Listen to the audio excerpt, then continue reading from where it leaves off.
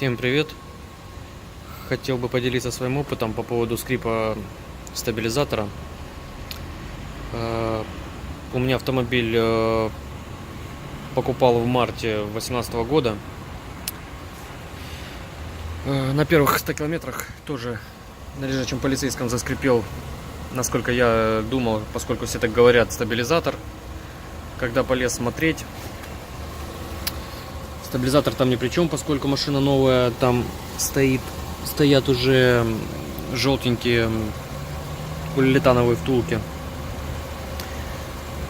Ну, в общем, оказалась вот такая вот история. Сейчас я покажу вам. Поднял машину на донкрате. Здесь открылось пространство, чтобы можно было хорошо рукой спокойно залезть. И оказалось, что скрипит вот этот отбойник. Он во многих машинах вщелкивается в опору, а здесь он просто, скажем так, плотно сидит на штоке и за счет этого не ездит. Но, к сожалению, поскольку в опоре стойка все равно немножко ходит, я так понимаю, из-за этого цепляет и отбойник. И получается так, что скрип идет не от стабилизатора, а вот именно вот от этого отбойничка. Я его опустил вместе с пыльником и сам шток промазал смазкой шрус. Ну, можно для начала попробовать ВДшкой попшикать, но поскольку она выветривается, я намазал шрусом.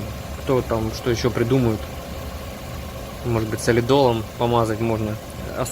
Не особо сильно, чтобы оно не болталось там, а так опустил, промазал, чуть туда-сюда его пошевелил и воткнул обратно. Спереди все наладилось, все стало в порядке. Начал слышать определенные скрипы в задней подвеске. Тоже предполагал, что, возможно, полка или багажник там ходит на резинках уплотнения.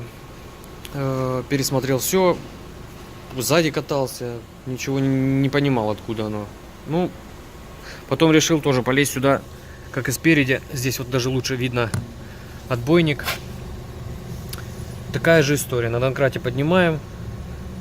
И вот сам отбойник, он тут даже в опору щелкнут, защелкивается в опору, но тем не менее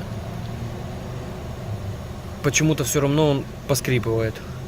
Точно так же опустил его, там намазал, на самом штоке пошевелил и обратно щелкнул. Ну вот, езжу, пробег у меня 4000.